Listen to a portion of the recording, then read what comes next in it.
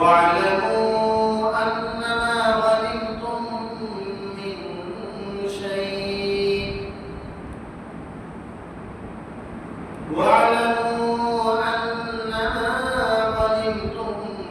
من شيء فأن لله خمسه وللرسول ولذي القربى واليتامى والمساكين وابن السبيل إن كنتم آمنتم بالله وما أنزلنا على عبدنا يوم الفرقان يوم التقى الجمعان الله على كل شيء قدير.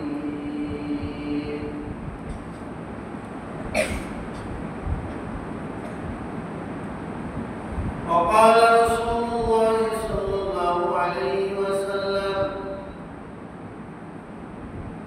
الجهاد ماض إلى يوم القيامة لا يعدله جور جائر ولا عبد عادل. وقال رسول الله صلى الله عليه وسلم بعثت بالسيف ووضي الرزق عنده. وقال النبي صلى الله عليه وسلم إذا تركتم الجهاد فسلط الله عليكم الذلة حتى ترجعوا إلى دينكم أي إلى جهادكم أو كما قال النبي عليه الصلاة والسلام. اللهم صل على محمد وعلى آل محمد كما صليت على إبراهيم وعلى آل إبراهيم إنك حميد مجيد. اللهم بارك على محمد وعلى آل محمد كما باركت على إبراهيم وعلى آل إبراهيم إنك حميد مجيد. بلغ العلا بكماله كشف الدجى بجماله حسنت جميع خصاله صلوا عليه وآله. الحمد لله.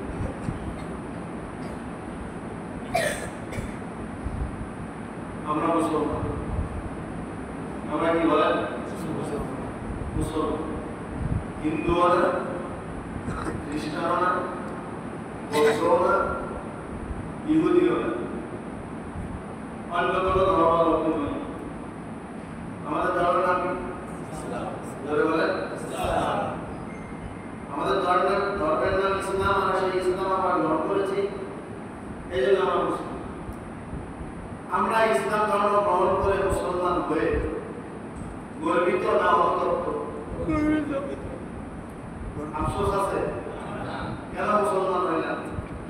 সারা দুনিয়াতে নেতৃত্ব দিচ্ছে ইহুদিরা, যদি ইহুদি হইতাম তাহলে মনে হয় ভালো হইত। এরকম চিন্তা কার কার মাথায় আছেন কেউ? হ্যাঁ, মুসলমান শুধু মাইনে গিয়ে যাচ্ছে গালায়।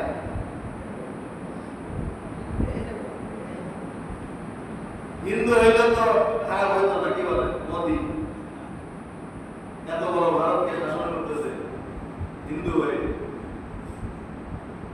যা চায় তাই হয়। আমেরিকা খ্রিস্টান, আমেরিকার প্রধানমন্ত্রী কি খ্রিস্টান ক্যাথলিক। মুসলমান না হয় যদি খ্রিস্টান হয় তাহলে আমেরিকার সাপোর্ট পাওয়া যাবে, হিন্দু হইলে ভারতের সাপোর্ট পাওয়া যাবে।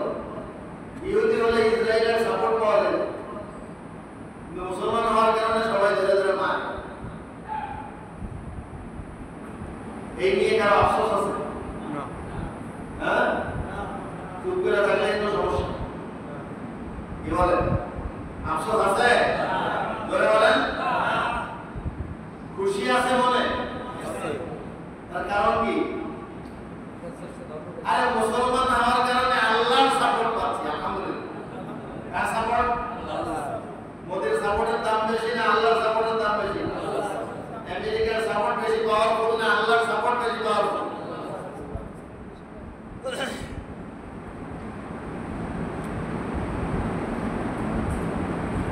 কিন্তু আফসোস তাদের মধ্যে যারা মুসলমান হওয়া সত্ত্বেও ইসলাম বোঝে না, ঈমান কি বোঝে না, আল্লাহর সাপোর্ট কি বোঝে না। আল্লাহর সাপোর্ট সাথে থাকলে যে সারা দুনিয়াকে বৃত্তান্ত দেখানো যায়, এই ফর্মুলা তাদের মাথায় নেই। এই জন্য তারা আমেরিকার সাপোর্ট পাওয়ার জন্য, ইসরায়েলের সাপোর্ট পাওয়ার জন্য, ভারতীয় সাপোর্ট পাওয়ার জন্য, মুসলমানের ঘরে জন্ম হওয়া সত্ত্বেও, মুসলমান দেশের নাগরিক হওয়া সত্ত্বেও, মুসলমানদের দলের লিড দেওয়ার সুযোগ পাওয়া সত্ত্বেও ইসলামের বিরুদ্ধে কথা বলে। আছে না? মৌলবাদীদের উত্থান আমরা মানি না। এটা কি কোনো ইহুদিরা বলছে? কথা বলেন, এটা কি কোনো খ্রিস্টান বলছে? কে বলছে? নাম করা মুসলমান না? আপনারা সবাই জানেন দেখে। উগ্রবাদী আমরা মানি না, মৌলবাদী আমরা মানি না, শরীয়ত আইনে আমাদের আস্থা নেই, বিশ্বাস নেই। এই কথাগুলো কোন মুসলমানের মুখে শোভা পায়?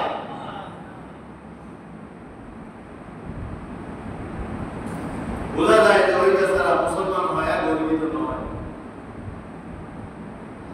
আল্লাহর সাপোর্টের উপর তার আস্থা নেই।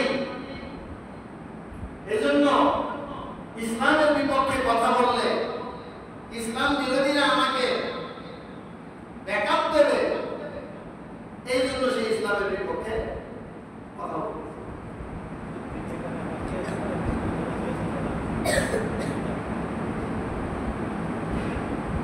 আল্লাহ তাআলা তাদেরকে হেদায়েত দিন, বলেন আমিন। সঠিক বুঝ দান করুন, ঈমানের উপর মজবুত থাকার তৌফিক দিন।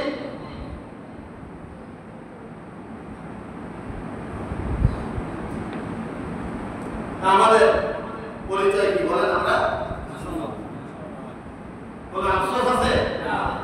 গৌরব আছে? আলহামদুলিল্লাহ। আমাদের রবকে, আমাদের মালিককে,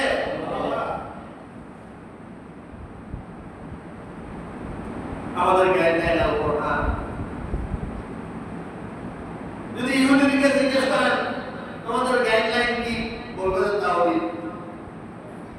পৃথিবীতে 10টা তাওহীদ একত্র করে একটার সাথে আরেকটা মিল খুঁজে পাবে। তাদের গাইডলাইন যে ভণ্ড, বাতিল, তাদের গাইডলাইনই প্রমাণ করে দেবে। খ্রিস্টানদেরকে যদি জিজ্ঞেস করেন তোমাদের গাইডলাইনের নাম কি, বলবে বাইবেল। বলে 10টা দেশ থেকে 10টা বাইবেল নিয়ে আসো, একটার সাথে আরেকটা মিলবে না। কোনটা ভালো, কোনটা মন্দ, কোনটা সত্য, কোনটা অসত্য, ওদের ভিতরেই ব্যস্ত।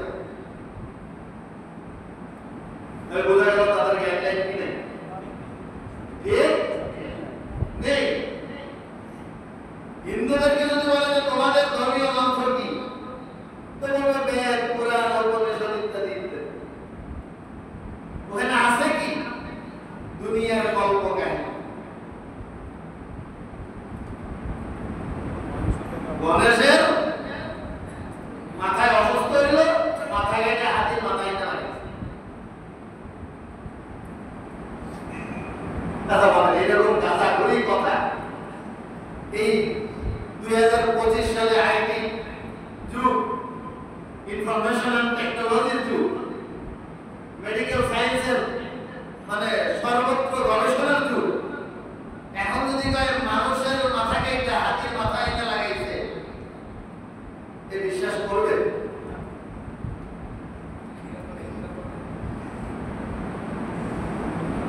তাহলে বোঝা গেল তাদের ধর্মগ্রন্থে মিথ্যা ছাড়া সত্য বলতে কিছুই নেই। মানুষের বলে 10টা হাত।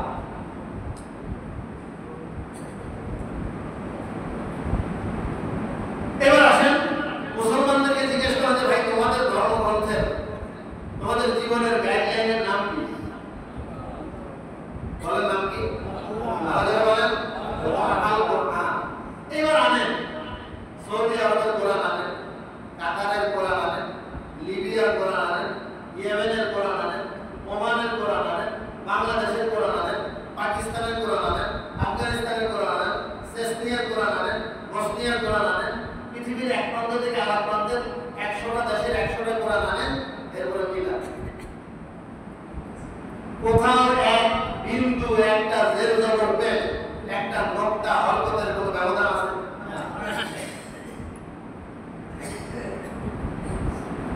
প্রেসের হিসাব নাই,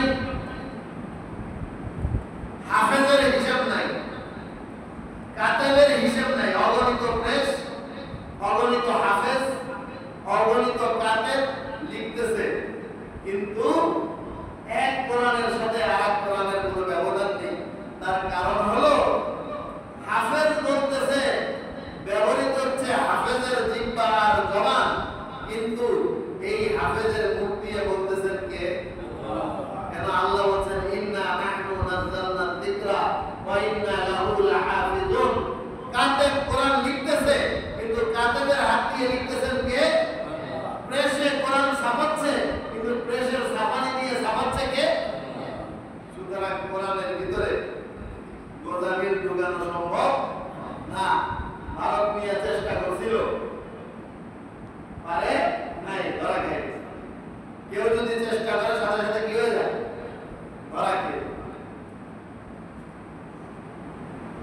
একমাত্র কোরআন ছাড়া পৃথিবীতে ধর্মগ্রন্থ আগাগোড়া মুখস্থ করছে এরকম মানুষ পৃথিবীতে কোন ধর্মীয় গ্রন্থে অতীতেও ছিল না, এখনো নাই, ভবিষ্যতেও হবে না।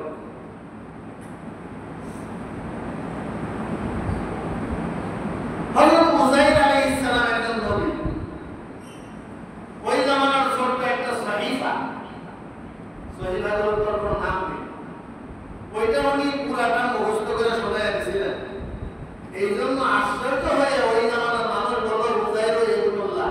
আরে উযাইর তো আল্লাহর বেটা, মানুষের পক্ষে এত বড় মহৎ কর্ম কি করে সম্ভব? ছোট্ট একটা রিসালা মুখস্থ করে শোনায় দিয়েছে আল্লাহর কালাম, তাতেই এটা মহৎ কর্ম হয়েছে। আর কোরআন শরীফের মধ্যে 30টা পারা, 114টা সূরা, 6666টা আয়াত। এই এলাকাতে বুঝতে হাফেজ 100 পড়ে। সারা পৃথিবীতে লক্ষ লক্ষ হাফেজ। এমন হাফেজ আছে এক বৈঠকে আপনাকে 30 পারা কোরআন শোনায় দেবে, একটা হলো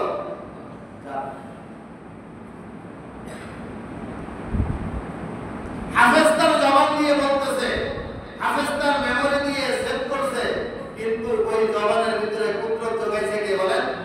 মেমোরির ভিতরে সেভিং পাওয়ার জোগাইছে কে? আল্লাহ বলেন ইন্না নাহনু নাযালনা যিকরা ওয়া ইন্না লাহু লাহাফিজুন।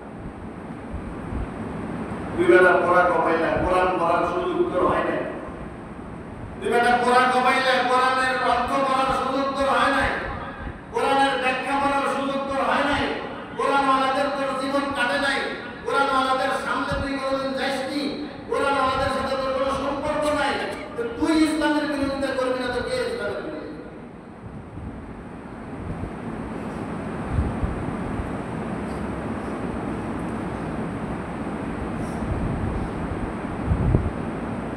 এই জন্য জাহিদ ইসমত অত্যন্ত সৌভাগ্যবান তাদের যারা কোরআন পড়ার সুযোগ লাভ করেছে। বলেন আমিন।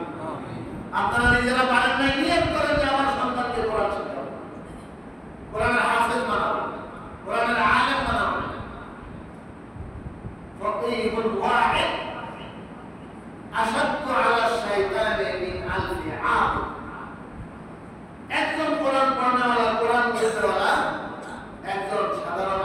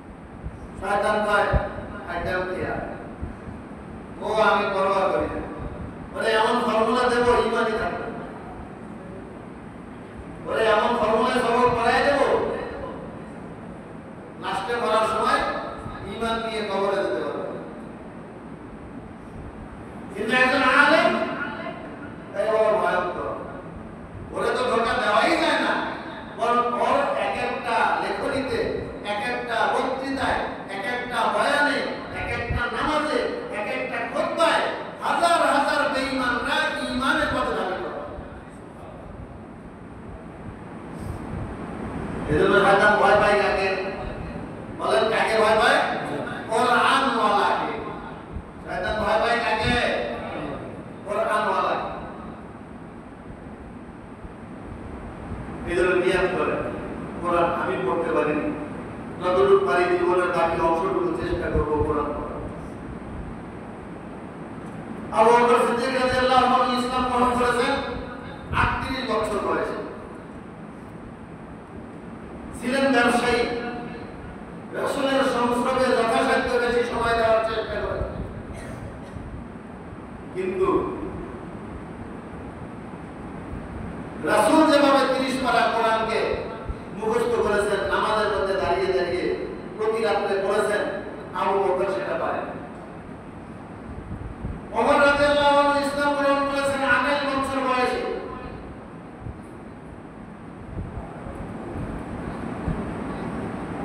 উনিও রাসূলের মতন ওইভাবে পুরা কোরআন শরীফ মুখস্থ করতে পারেন। আব্বাস রাদিয়াল্লাহু তাআলা আনহু তিনিও ইসলাম গ্রহণ করেছেন বয়স্ক অবস্থায়। উনিও 30 পারা কোরআন ওইভাবে মুখস্থ করতে পারেন। যতটুকু রাসূলের মুখ থেকে কোরআনকে শুনেছেন, হৃদয় দিয়ে গ্রহণ করেছেন, ব্রেনের মধ্যে তার হাকিকতের মানাকে উঠাইছেন, নিজের জীবনে আমলে তা বাস্তবায়ন করেছেন। এই জন্য আবু বকর আলেম, ওমর ফারুক আলেম, ওসমান গনি আলেম, মাসউদ রাদিয়াল্লাহু আনহু আলেম, আব্বাস রাদিয়াল্লাহু আনহু আলেম। কিন্তু যারা ছোট বয়সে ইসলাম গ্রহণ করেছে, আলী রাদিয়াল্লাহু তাআলা আনহু মাত্র 8 বছর বয়সে ইসলাম গ্রহণ করেছে, ওনার পুরা কোরআন মুখস্থ। আলহামদুলিল্লাহ। রাসূলের মুখ থেকে যখন যা শুনছেন সব মুখস্থ। আব্দুল্লাহ ইবনে আব্বাস রাদিয়াল্লাহু তাআলা আনহু বয়স কম, রাসূল ইস্তিনজা সারতে গেছেন। আব্দুল্লাহ ইবনে আব্বাস রাদিয়াল্লাহু আনহু তখন বালক, রাসূলের জন্য ওযুর পানি, মিসওয়াক, পোশাক, পীড়া, কুল ব্যবস্থা করছেন। বাথরুম থেকে এসে এটা দেখে দিল থেকে দোয়া আসছে। জিজ্ঞেস করতেছে যে এটা কে করছে, মানুষদেরকে জিজ্ঞেস করতেছে, বলে ওই যে আপনার চাচার ছেলে আব্বাস, তার ছেলে আব্দুল্লাহ। আপনার চাচার নাম কি? রাসূলের চাচার নাম কি? আব্বাস, তার ছেলে আব্দুল্লাহ। আপনার চাচাতো ভাই এই কাজটা করছে। রাসূলের অন্তরের অন্তঃস্থল থেকে খুশি হয়ে দোয়া করছে, আল্লাহুম্মা আল্লিমহুল কিতাব। আয় আল্লাহ, আপনার এই বান্দাকে কিতাবের ইলম দান করেন।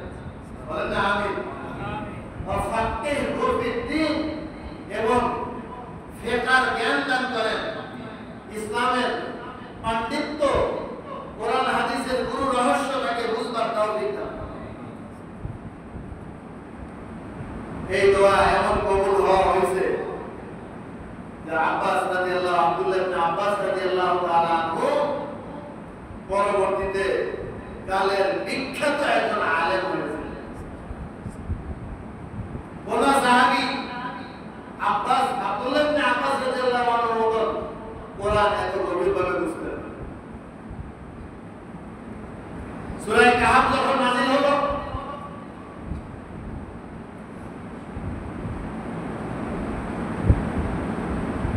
সূরা কাহফের একটি আয়াত আছে, ويقولون ثلاثة رابعهم كلبهم ويقولون خمسة سادسهم كلبهم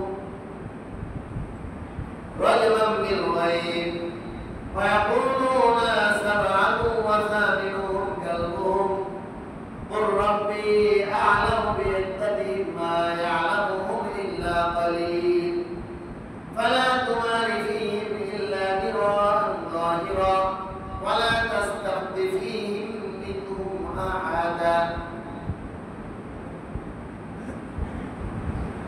আসহাবে কাহফ পাহাড়ের গর্তে যারা লুকাইছিল তাদের সংখ্যা কত, এই নিয়ে কোরআনের ইনফরমেশন হলো। এইভাবে আল্লাহ তাআলা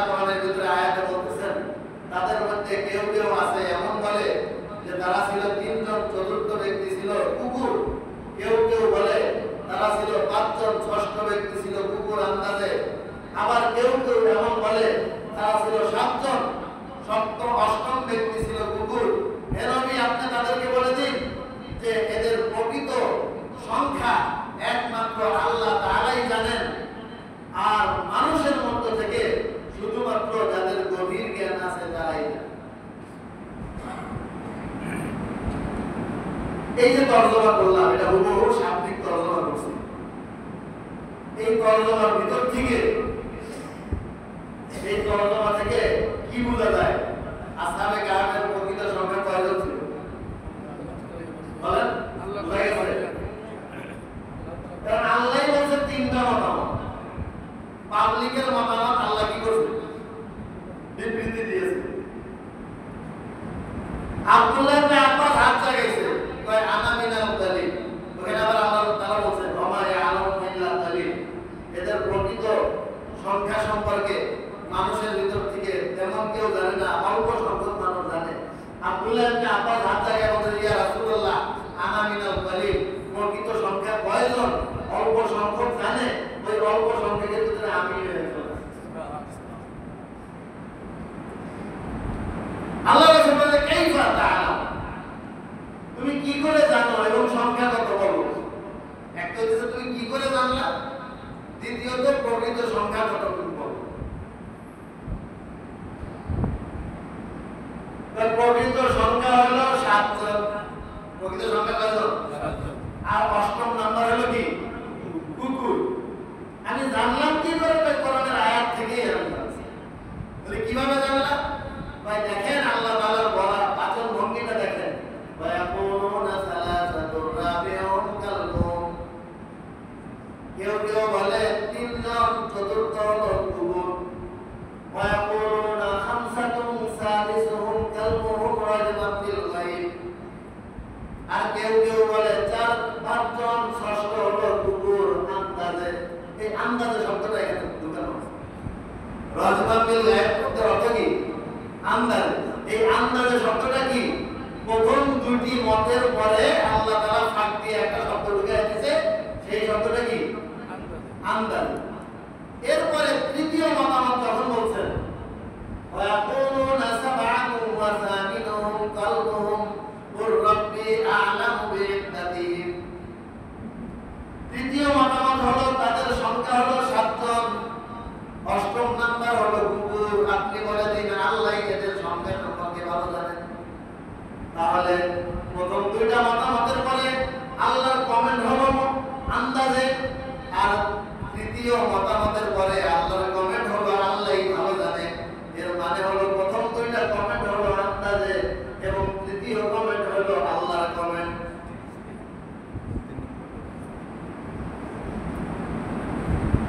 কতটা সূক্ষ্ম ব্রেন ছিল একটা বালক অবস্থায়। রাসূল তাফসীর করার আগে একজন বালক কোরআনের তাফসীর করতেছে, আল্লাহ রাসূল মুস্কি হাসি দিয়ে বলছেন তুমি সঠিক তাফসীর করেছো, আলহামদুলিল্লাহ। এই কথা কেন বললাম? যে আমার আপনার বয়স হয়ে গেছে, আমরা এখন 30 পারা কোরআন শরীফ মুখস্থ করতে পারবো না, ব্যাখ্যার গভীরে ঢুকতে পারবো না, হাদিসের নাম্বার সহ ইবারত সহ আমরা চাইলেও করতে পারবো না। কিন্তু আমাদের ছেলে পেলে যার বয়স 8 বছর, 9 বছর, 10 বছর, 12 বছর, 15 বছর, 20 বছর, তারা যদি চায় এই আইটির জামানায়, ইনফরমেশন এন্ড টেকনোলজির জামানায়, যেখানে একটা ক্লিক করলেই হাদিসের দুইটা শব্দ লিখে ক্লিক করার সাথে সাথে ওই হাদিসের নাম্বার সহ চলে আসে, সুতরাং আমাদের ছেলেপেলেদের পক্ষে সম্ভব তারা পুরা কোরআন একবারে আয়াতের নাম্বার সহ, সূরার নাম সহ, হাদিস কিতাবের নাম্বার সহ, হাদিসের নাম্বার সহ প্রত্যেকটা ছেলেপেলের মুখস্থ করা এবং আগামীতে তারা জগৎ বিখ্যাত আলেম হওয়া এবং সারা দুনিয়াতে এলেম দিয়ে তাক লাগানো এবং সারা দুনিয়ার মানুষকে এলেমের আলো দিয়ে আলোকিত করা আমার আপনার সন্তানদের জন্য সম্ভব না অসম্ভব? এই জন্য নিয়ত করেন যে আমরা আলেম হতে পারিনি, আমাদের সন্তানকে আলেম বানাবো। আমরা হাফেজ হতে পারিনি, আমাদের সন্তানকে হাফেজ বানাবো। আমরা মুফতি হতে পারিনি, আমাদের সন্তানকে মুফতি বানাবো। আমরা মুহাদ্দিস শাইখুল হাদিস হতে পারিনি, আমরা আমাদের সন্তানকে মুহাদ্দিস শাইখুল হাদিস বানাবো। তাই আল্লাহ আপনি কবুল করেন। আজকে থেকে 5 ওয়াক্ত নামাজ পড়ে আর প্রত্যেক নামাজের পরে নিজের সন্তানদের জন্য দোয়া করেন। আর যদি আপনি নিয়ত করেন যে না আমার সন্তান মাদ্রাসায় পড়বে না, হাফেজ আলেম হবে না, আমার সন্তানকে ডাক্তার বানাবো, ইঞ্জিনিয়ার বানাবো, আজকে দেখেন ওই যে সব সন্ত্রাসের লাইনে যায় ডাক্তার। কারণ একটা তাদের ভিতরে কোরআনের জ্ঞান নেই। দেখে বলেন মেডিকেল কলেজের ভিতরে কেন অস্ত্র পাওয়া যাবে, ইউনিভার্সিটিতে কেন অস্ত্র পাওয়া যায়, ধর্ষণের কেন সেঞ্চুরি হয় সেখানে?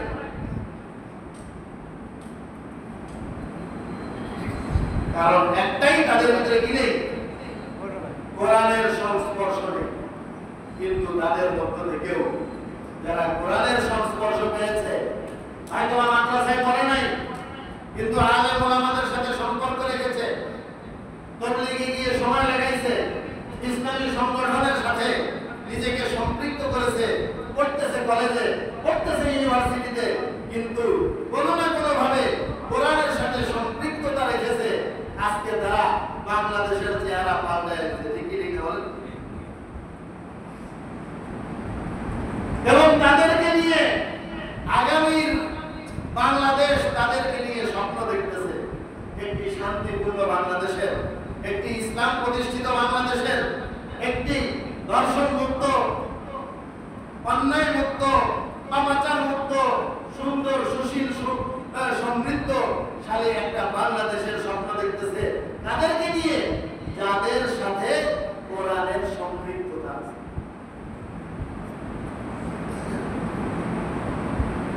এই জন্য আমরা কোরআনের সাথে সম্পৃক্ত হওয়ার চেষ্টা করবো তো ইনশাআল্লাহ। কি বলেন?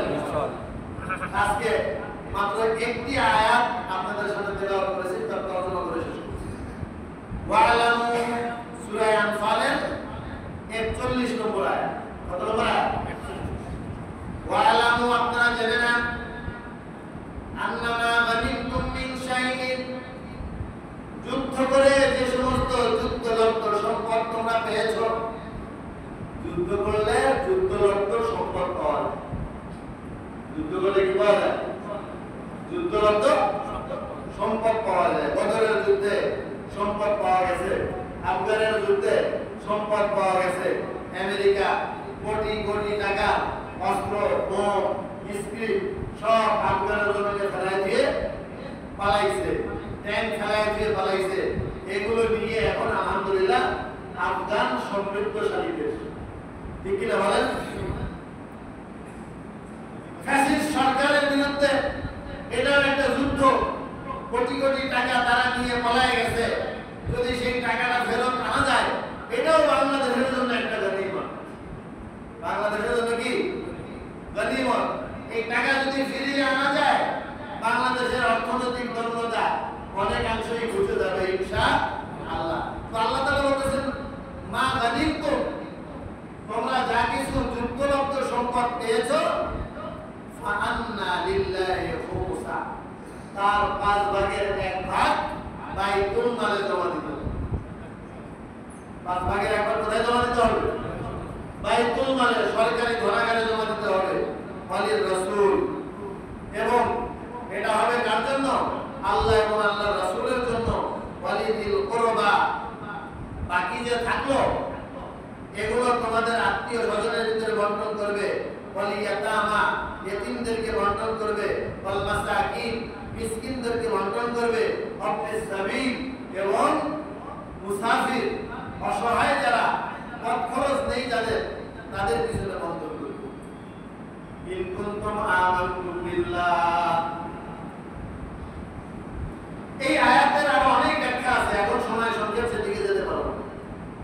আল্লাহ তাআলা গনিমতের মাল কিভাবে কোন কোন খাতে বন্টন করতে হবে, কিভাবে ভাগ করতে হবে, এর উপর ইসলামিক ল ইসলামিক আইন আছে, যা এখন কেউ করে না। ওই ব্রিটিশ ল পড়ে এসে বাংলাদেশের আইন চলতেছে, তাও আবার ফ্যাসিস্ট সরকারের তত্ত্বাবধানে, যার কারণে এই দেশের কপাল বুঝতেছে না। যদি আইন বিভাগকে স্বতন্ত্র করে দেওয়া হয় আর আইন যদি ইসলামের চলে, কোরআনের চলে, তখনই বাংলাদেশের সকল চোর ধরা খাবে। ঠিক ঠিক বলেন? সকল বাটপার ধরা খাবে, সকল জেনারেলের শাস্তি হবে, সকল সন্ত্রাসের শাস্তি হবে। মানুষ অন্যায় করা তো দূরের কথা, অন্যায় ঘুমের মধ্যে স্বপ্নেও আর করতে পারবে না। সেটা আপনারা চান না? জানতে বলেন। আল্লাহ তাআলা আমাদেরকে তৌফিক দান করেন। ইন কুনতুম আমানতুম বিল্লাহ, তোমরা যদি আল্লাহর প্রতি ঈমান এনে থাকো, তোমাদের ঈমান যদি মজবুত হয়ে থাকে, আমা আনজালনা আলা আবদিনা, এবং আমি যে আমার বান্দা মুহাম্মদুর রাসূলের উপর যে কোরআন নাযিল করেছি, সেই কোরআনের উপর যদি তোমাদের বিশ্বাস থাকে, আছে না নাই? কোরআনের প্রতি বিশ্বাস আছে তো? আছে। সবার আছে তো? তাহলে কোরআনের আইন দিয়ে দেশ চলুক, চান না? চান না? আলহামদুলিল্লাহ। যদি কোরআনের উপর বিশ্বাস থাকে, তাহলে সে চাইবে যে কোরআনের আইন দিয়ে দেশ চলুক। আর যদি কেউ চায় না, আমরা এই আইনের উপর বিশ্বাসই না, তাহলে বোঝা গেল কোরআনের উপর তার কি নাই? বিশ্বাস নাই। ইয়াউমাল ফুরকান ইয়াউমাল তাকাল জামান, তাদেরকে আমি বিজয় দান করব যেই দিন তারা বাতিলের সাথে মোকাবেলায় ময়দানে ঝাঁপিয়ে পড়বে। বদরের ময়দানের যুদ্ধ ছিল একরকম, ডাকসুর যুদ্ধ আরেক রকম, জাকসুর যুদ্ধ আরেক রকম, সামনে যে সংসদীয় নির্বাচন হবে এইটার যুদ্ধ আরেক রকম। সব জায়গায় মনে করেন না যে ঢাল তলোয়ারের যুদ্ধ, কোন জায়গায় দিমাগ খাটানোর যুদ্ধ, কোন জায়গায় দাওয়াতের প্রোগ্রামের যুদ্ধ, কোন জায়গায় সৎ সাহসিকতার সাথে সত্য কথা বলে বাতিলদেরকে ধমকায়া রাস্তা থেকে বের করে দেওয়ার যুদ্ধ। এক এক জায়গায় যুদ্ধের স্বরূপ এক এক রকম।